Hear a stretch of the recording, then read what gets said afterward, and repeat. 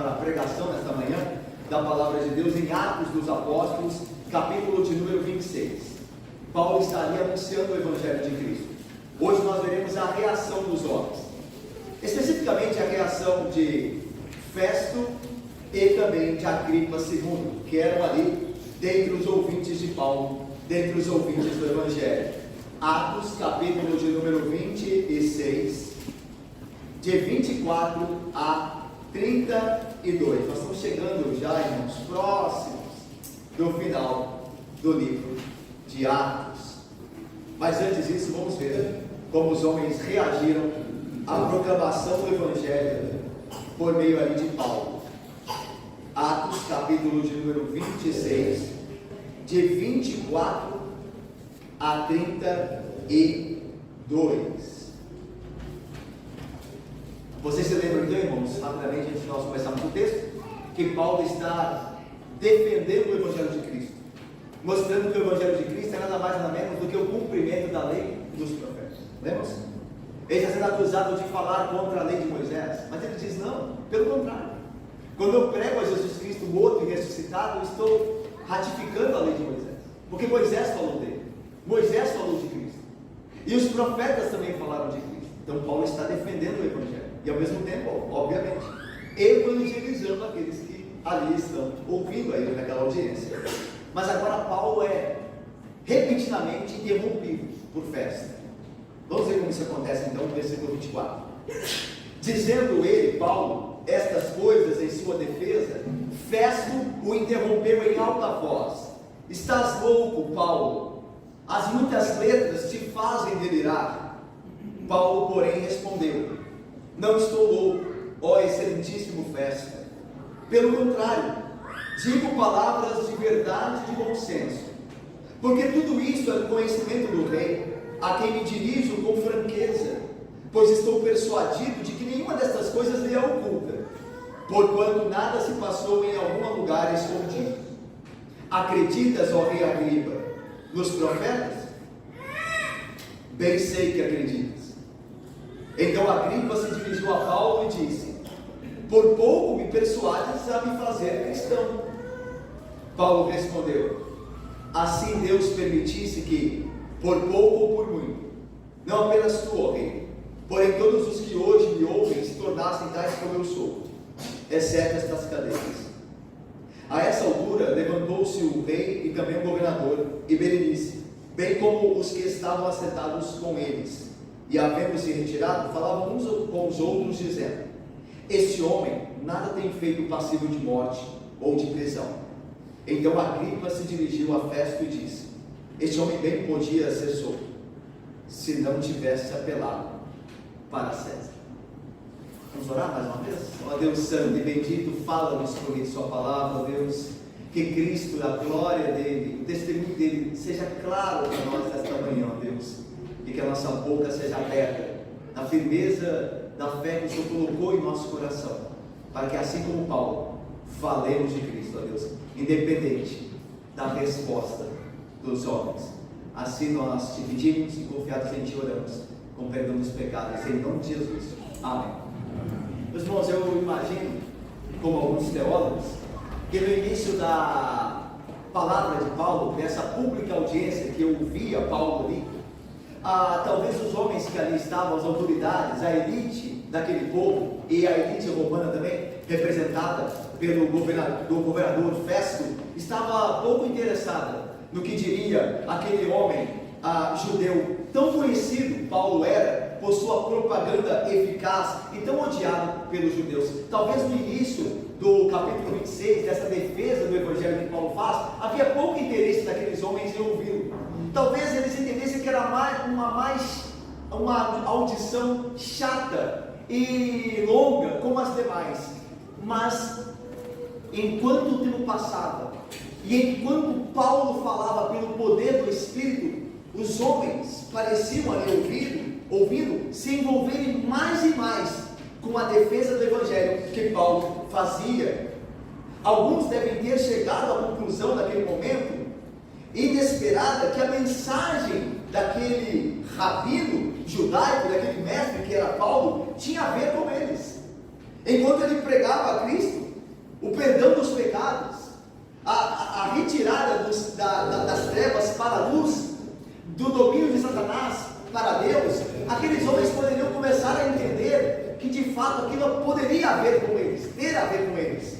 E então o interesse deles começou a crescer, pelo que Paulo dizia. Atenção aqui, irmãos, fica mais clara, com a base na sonora exclamação de Festo, quando Paulo faz uma pausa em sua apologética, em sua defesa do Evangelho. Talvez Paulo se preparasse para concluir a sua mensagem, a sua pregação àqueles, mas antes disso, Festo, percebendo que o discurso ficara muito pessoal, interrompe ao apóstolo Paulo com as palavras que nós vimos aqui. Versículo 24, veja comigo, versículo 24. Dizendo ele estas coisas em sua defesa, Festo interrompeu em alta voz, dizendo: estás louco, Paulo? As muitas letras te fazem delirar. A ideia aqui, irmãos, é que Paulo havia acabado de proclamar Jesus Cristo morto e ressuscitado. Veja só o versículo de número 23. Olha o versículo 23. Isto é, no final da defesa de Paulo, do Evangelho, isto é, que Cristo devia padecer, e sendo o primeiro da ressurreição dos mortos, anunciaria a luz ao povo e aos gentios. Então, quando Festo ouve que Paulo está pregando a ressurreição dos mortos, e principalmente a ressurreição de Jesus Cristo, que padeceu, que morreu, mas que ressuscitou em poder depois do terceiro dia, então Festo conclui que Paulo provavelmente está louco por crer na ressurreição de mortos. E aí então Festo agora interrompe o discurso de Paulo, dizendo: estás louco, Paulo. E aqui a ideia, meus irmãos, os antigos, segundo alguns teólogos, criam que haviam homens que eram possuídos por espíritos, por entidades, e eles começaram a fazer coisas que não eram inteligíveis ou entendidas pelos homens.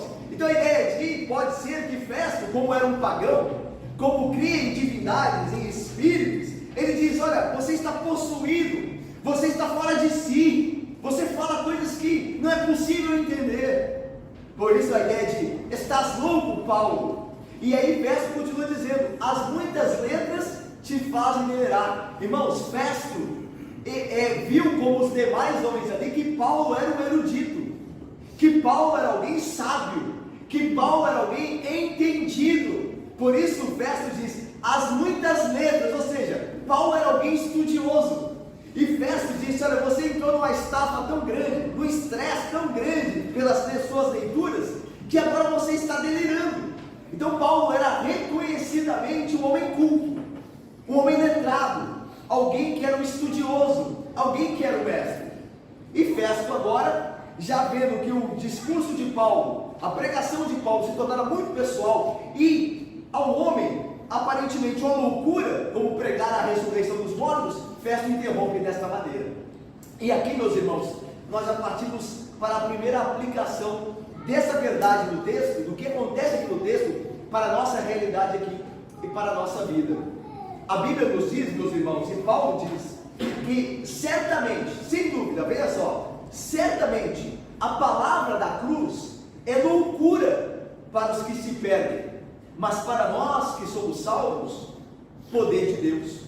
Então veja, a palavra da cruz, o evangelho da cruz, do Cristo que morreu e ressuscitou, ele é loucura para os que se perdem. E as palavras que Festo usa é: estás louco, Paulo? Essa mensagem é uma loucura. Então veja, isso se aplica em Festo. Aquele que não havia ainda se arrependido, ou que não se arrependera, alguém que estava em trevas, entendia o evangelho como loucura. Nosso Senhor Jesus foi tratado antes de Paulo dessa maneira. Ele foi chamado de louco. A esse ponto chegaram a chamar nosso Senhor Jesus Cristo, a sabedoria encarnada. O texto de João, do Evangelho, diz assim: por causa da pregação de Jesus Cristo, rompeu nova dissensão entre os judeus, nova discussão entre os judeus. Muitos deles diziam: ele, se referindo a Jesus, ele tem demônio e enlouqueceu. Por que o ouvis? João 10, 19 a 20. Então veja, a pregação de Jesus Cristo, assim como a pregação de seu servo Paulo, eram entendidas por aqueles que não criam como loucura.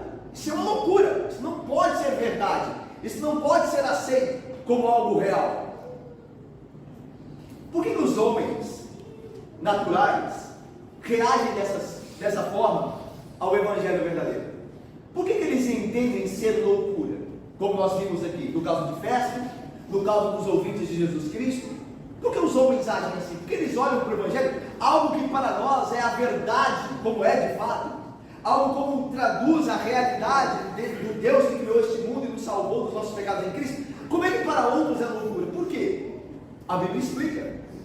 Paulo diz assim: o homem natural não aceita as coisas do Espírito de Deus. Lembra que a Bíblia foi inspirada pelo Espírito de Deus. Então a Bíblia são as coisas do Espírito de Deus. E o homem natural não as aceita, porque eles são loucura. Paulo usa o termo. São algo inaceitável, me parece loucura. E esse homem natural, sem o Espírito Santo a iluminá-lo, não pode entendê-las.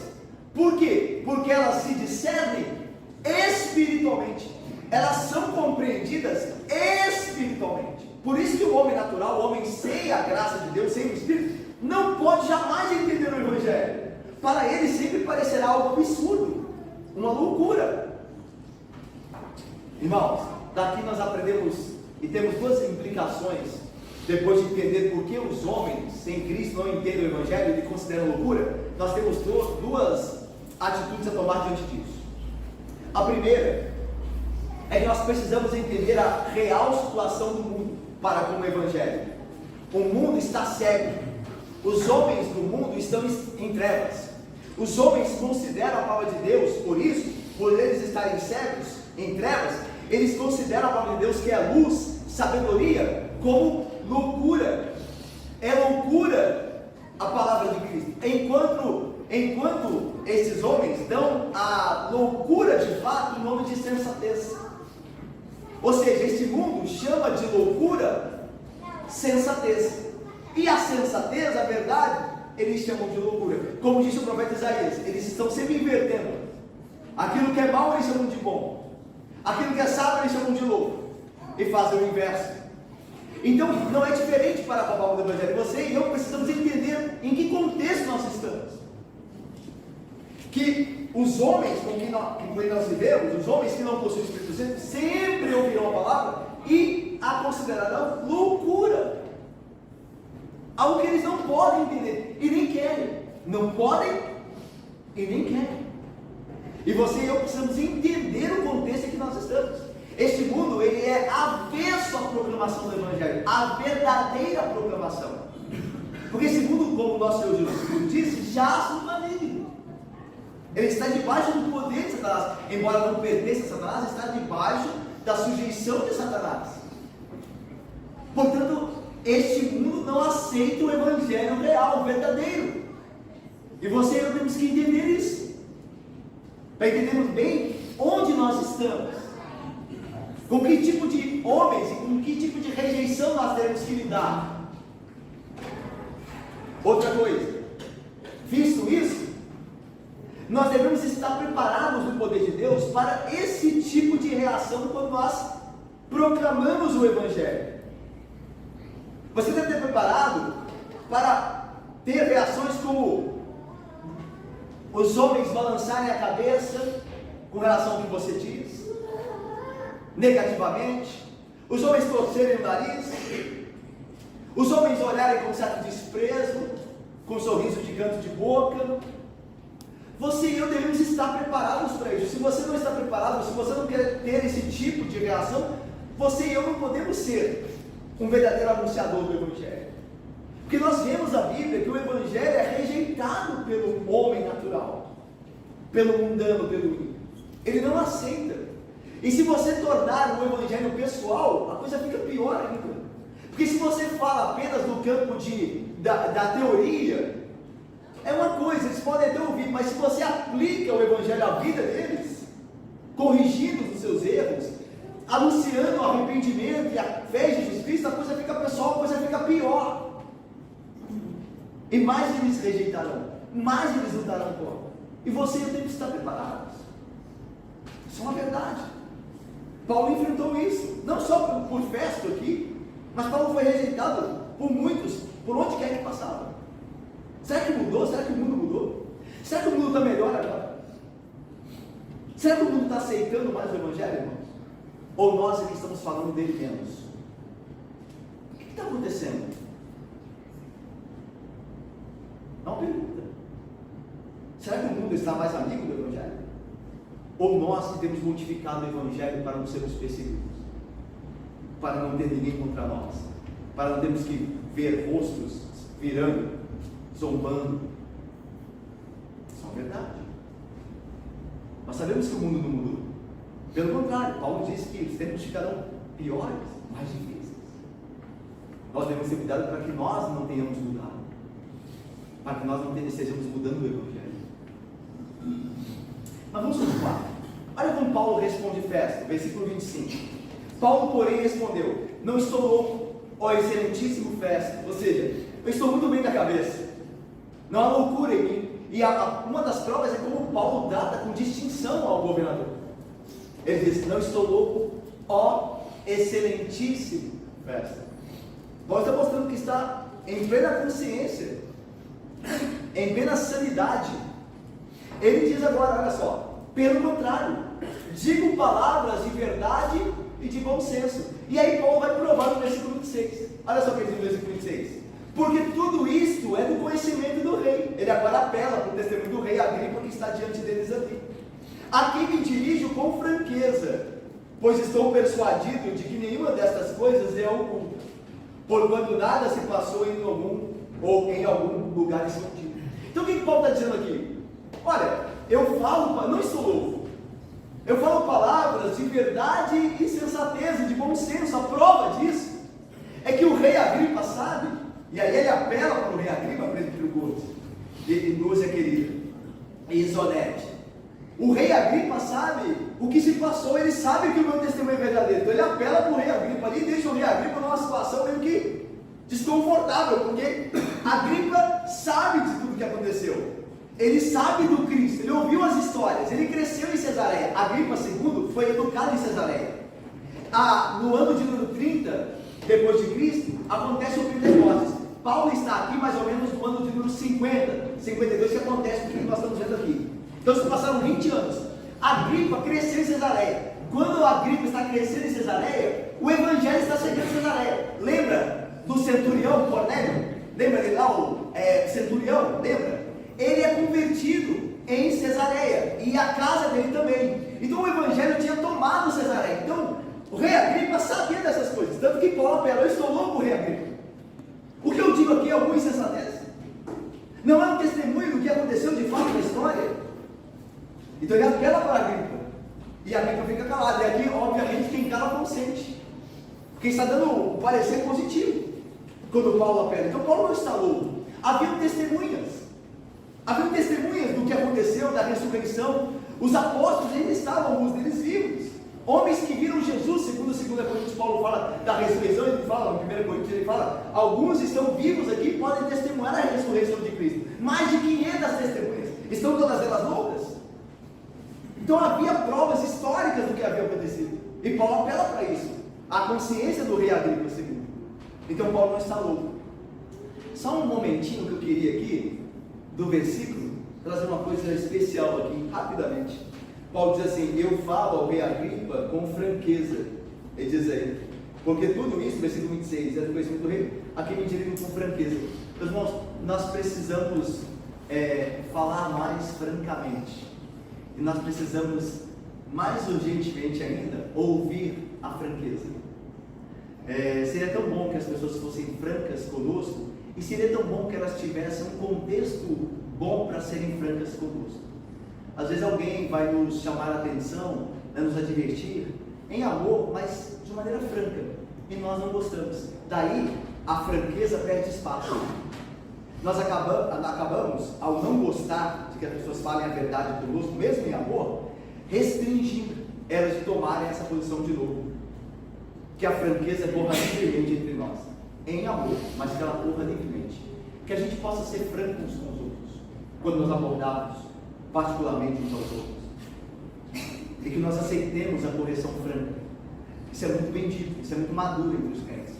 Mas quando eu e você não gostamos de ser criticados, mesmo quando somos criticados em amor e de maneira justa, nós estamos reprimindo a franqueza, estamos limitando a franqueza. Então que nós sabemos ouvir aquilo que é franco, e ao mesmo tempo temos coragem de ser francos, embora amáveis. Ok? Mas vamos voltar aqui.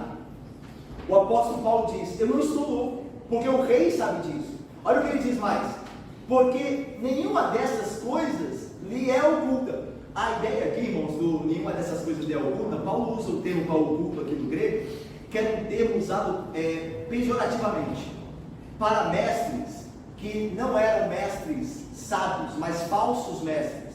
Eram mestres incultos, mestres não letrados. E o que eles faziam? Eles eram chamados de mestres ocultos. O que eles faziam, esses mestres? Eles pregavam a sua doutrina, que era falsa, que não tinha sustentação, a pessoas ignorantes. Mas quando eles estavam diante de pessoas cultas, eles não tinham coragem de anunciar aquilo. Então eles se calavam. Então aquela doutrina, aquele ensino era oculto. Eles ensinavam ao povão, porque o povão, às vezes ignorante, acredita em qualquer coisa. Sabe, quando eles estavam diante de pessoas cultas, eles se calavam. Então eram mestres ocultos, coisas ocultas. Aí Paulo diz: o que eu tenho ensinado não tem sido oculto. Ou seja, é algo tão verdadeiro, é algo tão comprovado, que eu não tenho medo de falar diante das autoridades, dos homens cultos. E é o que Paulo está fazendo aqui, está falando diante do rei, diante do governador romano, diante da elite judaica, a elite gentílica está toda ali, e Paulo está falando. Então ele não está escondendo nada, ele tem por que esconder. Ele está falando a verdade, com franqueza. Vai ser poderoso. Paulo, se você está na verdade de Cristo, na palavra, você não tem que ter medo. Você não tem que estar escondido, porque você fala a verdade no poder de Deus. E Deus está com a verdade, Ele é a verdade. Você vai temer homem? O que poderá fazer um homem com você? Você não crê em Deus, que Ele é o Criador e sustentador de todas as coisas. Você não crê na providência, que nada vai acontecer com você se Deus não permitir. E Ele permitir é para o teu bem, mesmo que sejam dificuldades, mesmo que sejam perseguições. É para o teu bem que Ele está permitindo. Ele tem um plano futuro bom para você, um destino bem-aventurado. Então por que você vai ter medo? Então Paulo tinha convicção do que estava falando. Eu digo em verdade, e eu não escondo o que digo. Tão fundamentado Paulo estava. A verdade tinha alcançado o coração de Paulo e tomado o coração dele. Ele sabia muito bem o que ele dizia, ele queria tanto como de fato é a verdade aquilo que ele pregava, porque ele não tinha medo de anunciá-la, porque a verdade há de prevalecer. A verdade há de prevalecer, mais cedo ou mais tarde. Então não há por que ter medo de falar a verdade de Cristo.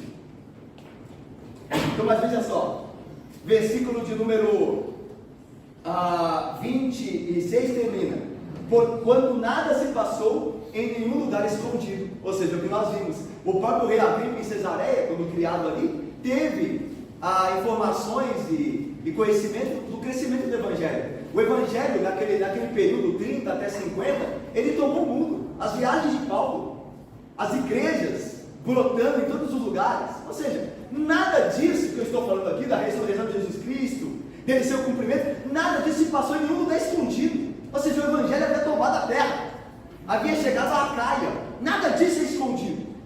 Isso é verdade, o que nós temos proclamado.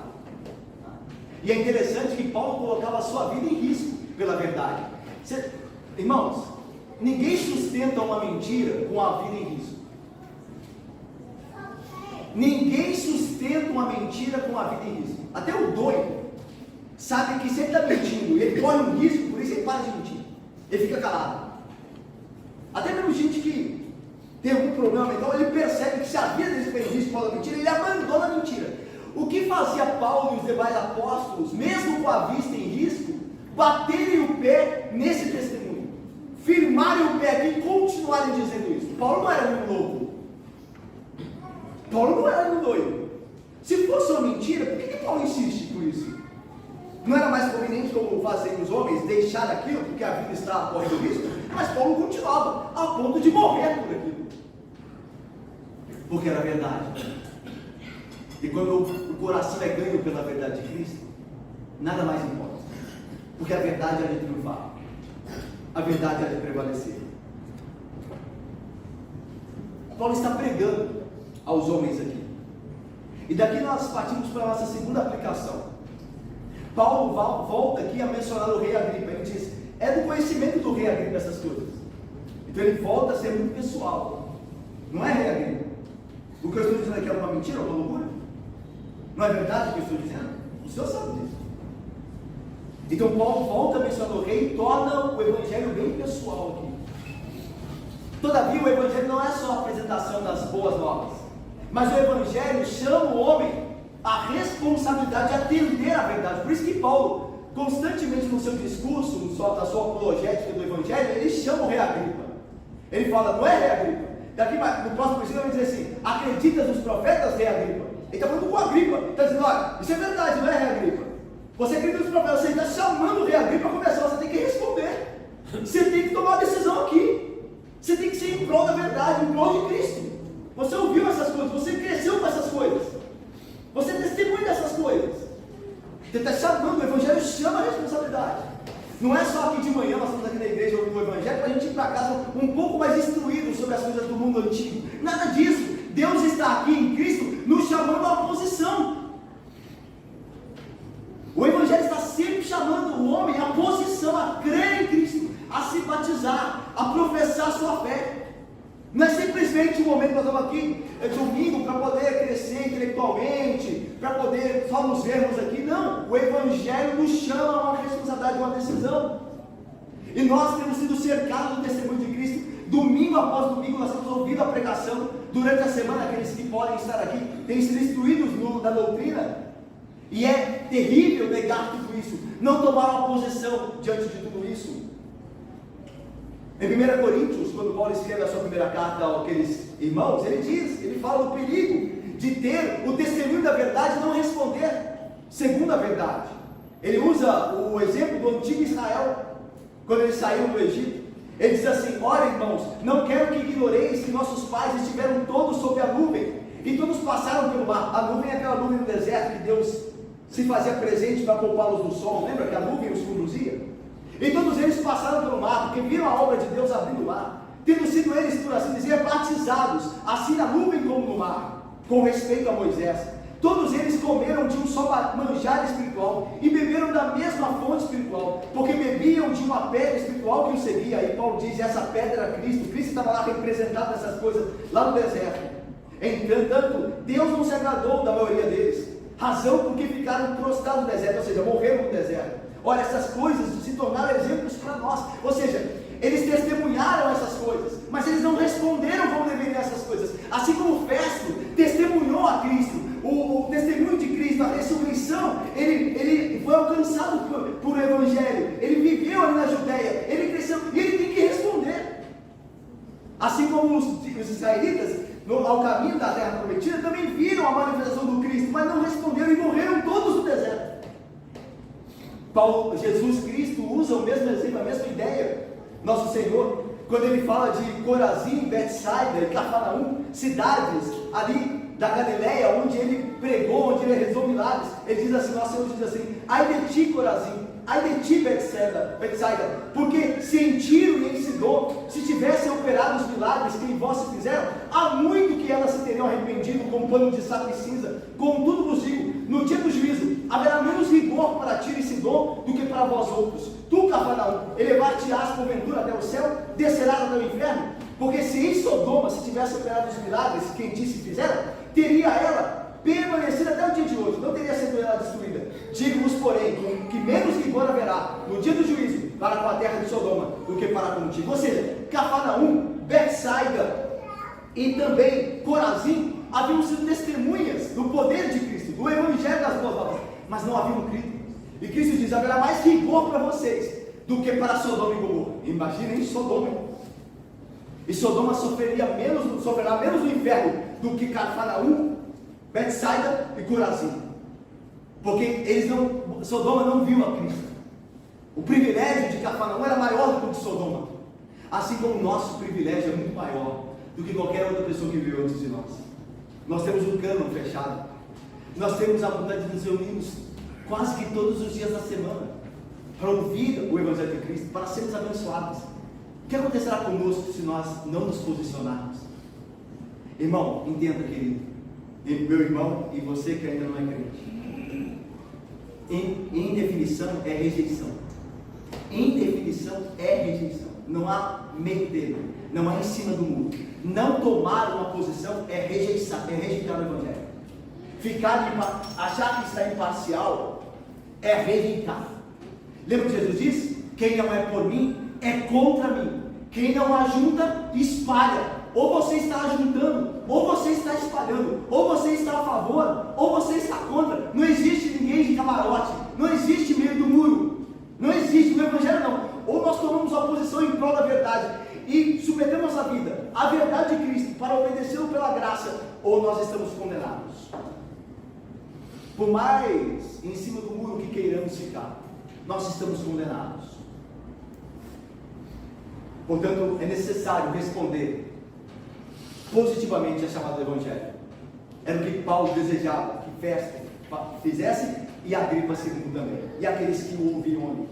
Olha o versículo de número 27, Paulo ainda vai continuar, ele diz assim: acreditas, ó rei Agripa, nos profetas?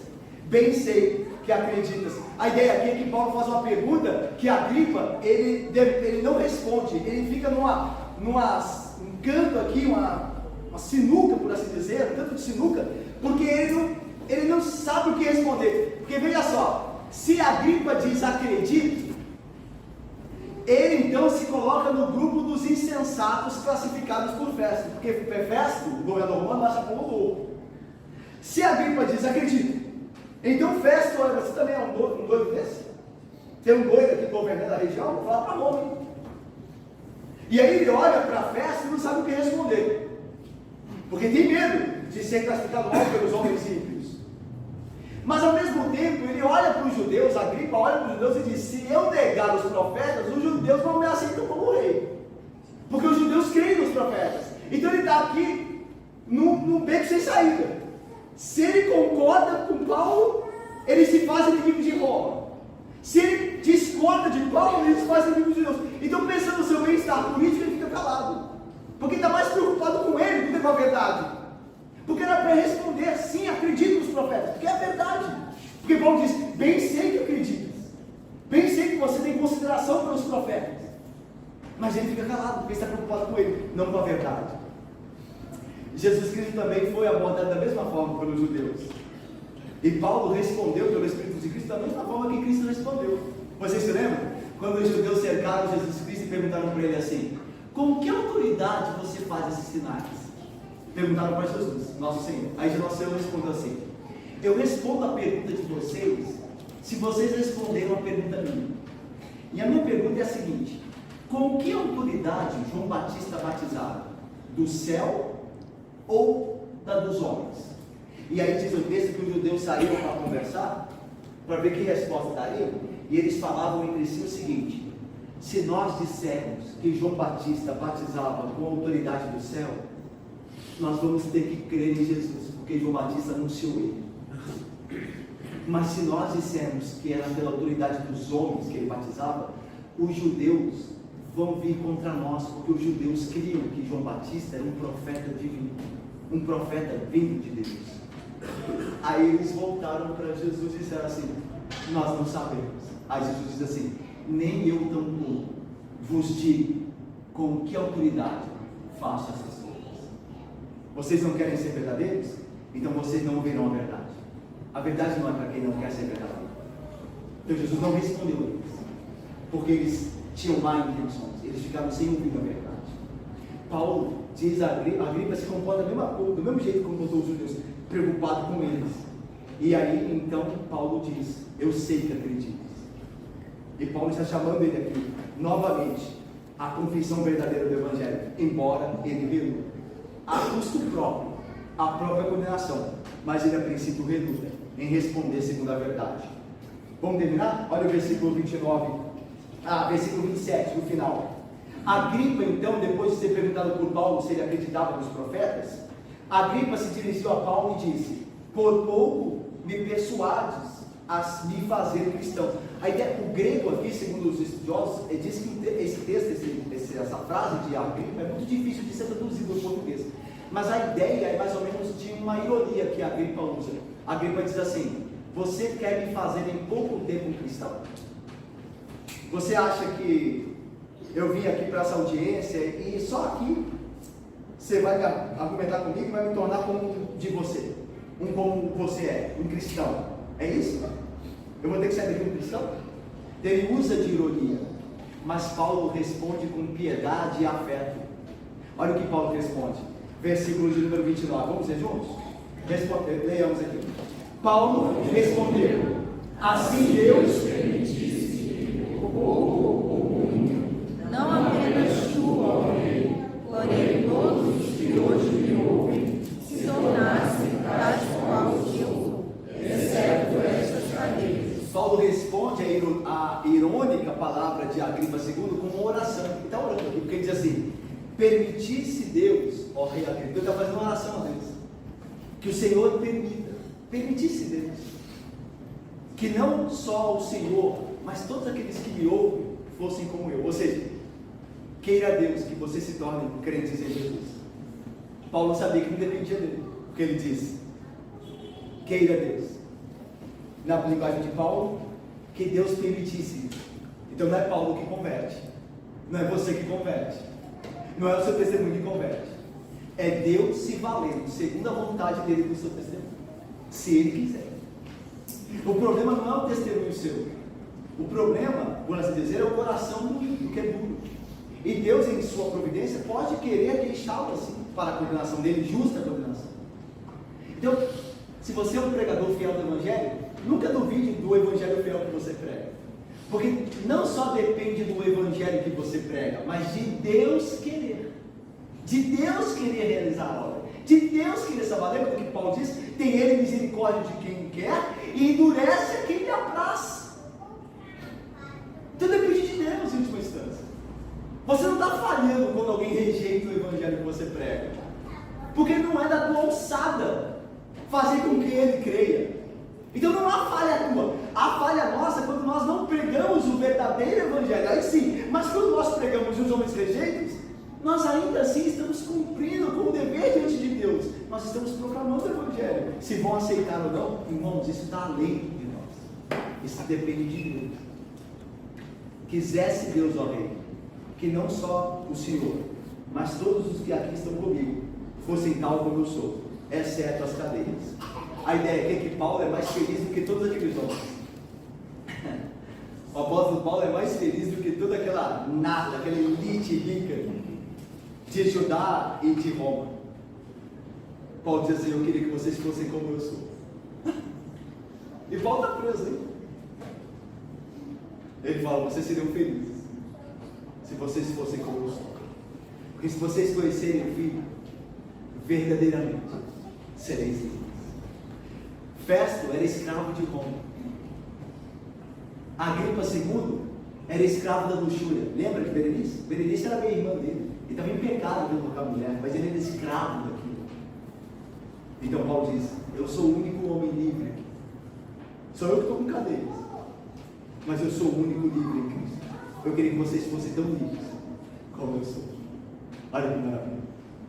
O crente pode passar dificuldades na sua vida, dificuldades que os ricos não passam, não tem, mas o estado do crente é incomparavelmente melhor do que qualquer homem rico da terra sem Cristo. Você entende assim? Ou você e eu ficamos murmurantes, frustrados por não termos riqueza, por não termos comodidade nessa vida, por nossa vida ser sofrida nesse aspecto, ou nós estamos felizes, mais do que felizes, por sermos ricos, por Ele nos ter libertado dos nossos pecados, por Ele ter nos redimido e salvo. Paulo diz: eu queria que vocês fossem como eu, exceto as cadeias. Eu não quero que vocês sejam presos por nada, mas eu quero que vocês sejam como eu, libertos por Cristo Jesus. Versículo 30. A essa altura, levantou-se o rei e também o governador e Berenice, bem como todos os que estavam assentados com eles. E havendo-se retirado, falavam uns com os outros, dizendo: este homem nada tem feito passivo de morte ou de prisão. Então Agripa se dirigiu à festa e disse: este homem bem podia ser solto, se não tivesse apelado para César. Irmãos, é interessante que quando Agripa levanta, ou Agripa II se levanta, é um gestual próprio do encerramento da audiência. Então, ou seja, o rei ali se levanta, a ideia da audiência acabou. Então ele terminou oficialmente a audiência. E é interessante, ele termina no momento em que a audiência fica mais pessoal. Quando Paulo começa a fazer perguntas específicas ao rei. Acredita dos profetas? Pense. Quando a coisa ficou pessoal, ele deu uma escapada. A mulher samaritana fez a mesma coisa, lembra-se? Quando Jesus encontrou com ela lá, narrado lá em João capítulo 4, e Jesus diz ela diz assim: me dá de beber essa água aí, para que eu nunca mais tenha sede. Aí Jesus diz assim: então primeiro vai e chama o teu marido. Aí a discussão ficou pessoal, porque a discussão estava antes da questão de: tens tu um poço mais fundo que nosso pai Jacó? A questão era muito ali, né, teórica, dos antepassados. Mas quando Jesus começou a tocar na vida da mulher samaritana, ela mudou de assunto. Jesus diz assim: vai e chama o teu marido. Aí Jesus não tem marido. Aí Jesus diz: bem disseste, porque se o marido tivesse, agora esse que estás não tem marido. Aí ela: veja que és profeta. Deixa eu te fazer uma pergunta: é aqui ou em Jerusalém que teve a adorar? Ou seja, ela fugiu assim.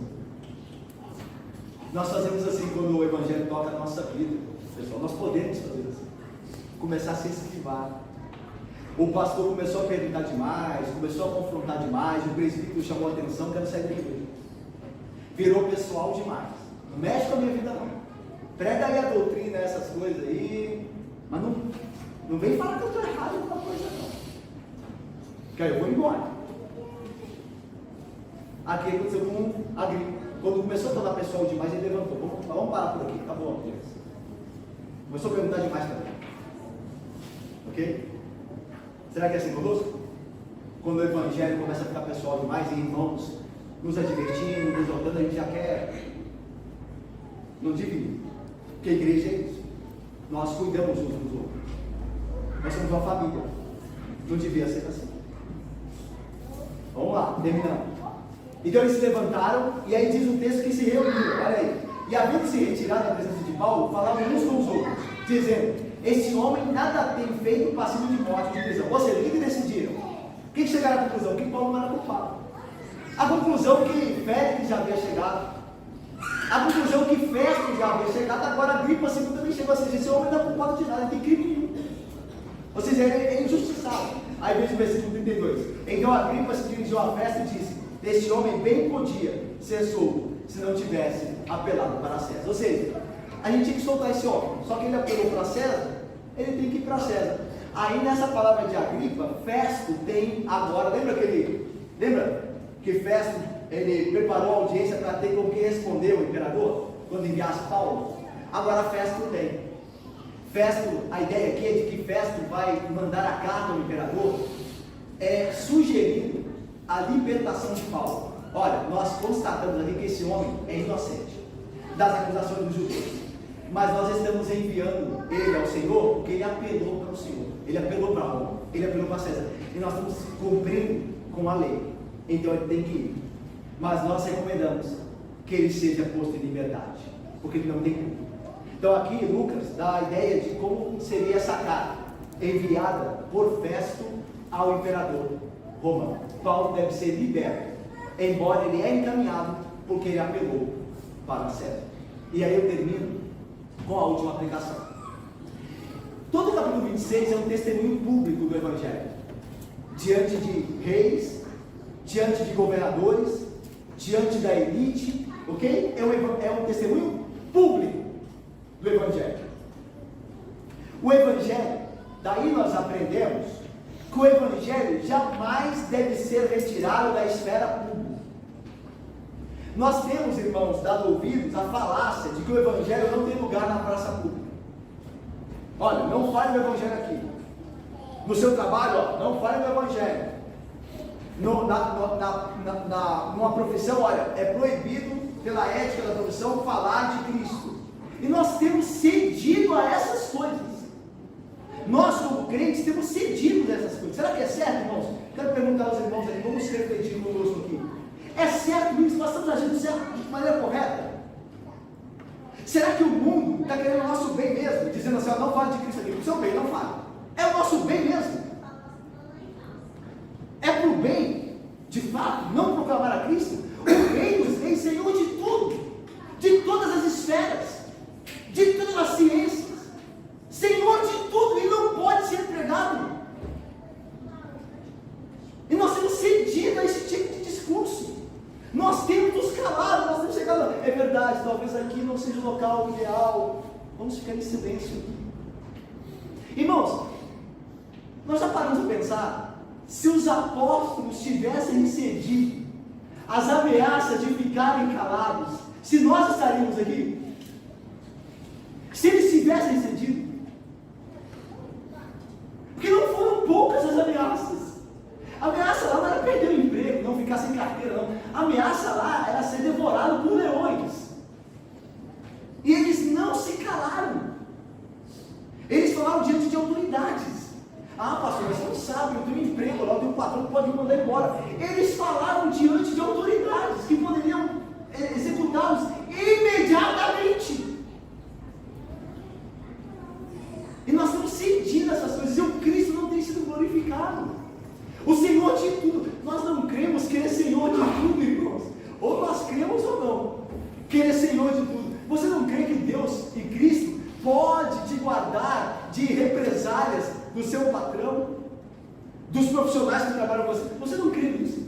Você acha que Ele vai te abandonar se você der testemunho dele? Você acha que Ele vai te abandonar? Ele não abandona ninguém, nunca abandonou ninguém. Pelo contrário, Ele exalta aqueles que confiam nele. Mais cedo ou mais tarde, ainda que esses passem por perseguições, possam perder o seu emprego, possam ser perdidos, mas eles serão honrados porque Cristo prometeu e nós confiamos em sua palavra. O apóstolo Pedro disse bem, quando perseguido e ameaçado com morte, se falasse de novo em nome de Cristo, Pedro disse: julgai se é justo diante de Deus ouvirmos antes a vós outros do que a Deus, pois não podemos deixar de falar das coisas que vimos e ouvimos. E o texto diz que depois de eles saírem, Pedro e os demais apóstolos, lá no início de Atos, depois de saírem dessa reunião com o Sinédrio, com a liderança, com as autoridades do povo, e dizendo a eles: nós não podemos deixar de falar. Não é justo ouvir a vocês e não ouvir a Deus. Deus nos manda falar. E nós vamos deixar de obedecer a Deus para obedecer. Não é justo, não é justo. E a Bíblia diz que eles saíram dali e foram se reunir com os irmãos da igreja. E eles contaram aos irmãos as ameaças que receberam. E aí, sabe o que eles fizeram depois? Eles oraram a Deus. E sabe qual foi a oração? A oração foi a seguinte: agora, Senhor, olha para as ameaças do meu chefe. Olha para as ameaças do pessoal da minha empresa. Olha para as ameaças. Eles querem que eu pare de falar do Senhor. E concede a nós, teus servos, que anuncie com coragem a tua palavra. Tendo eles orado, diz o texto, tremeu o lugar onde estavam reunidos, e ficaram cheios do Espírito Santo, e com coragem anunciavam a palavra de Deus. Dá-nos coragem, Deus. Olha para a ameaça desse mundo, o que eles estão fazendo conosco. Eles querem que nós paremos de falar do Senhor. Eles estão nos pressionando. Eu tenho uma família para criar, eu tenho um emprego para manter, mas eu não quero parar de falar do Senhor. Eu quero honrar o Senhor. Olha para a ameaça deles, ó Deus, dá-me coragem. E o lugar tremeu, e eles ficaram cheios do Espírito Santo de Deus. Meus irmãos, nós temos que viver isso aqui novamente. Se nós tivermos pela graça de Deus coragem de novo e confiança em Deus, e não temermos a homens. O Evangelho não pode ser restringido a lugares privados. Ele tem o seu espaço por direito e autoridade na praça pública. Nós temos que falar, irmãos, do Evangelho. Deus nos guardará em toda oposição, em toda ameaça. Ele nos guardará, porque Paulo diz: Ele sempre em Cristo nos conduz em triunfo. Que Deus nos abençoe, irmãos. Amém. Queridos, vamos de pé.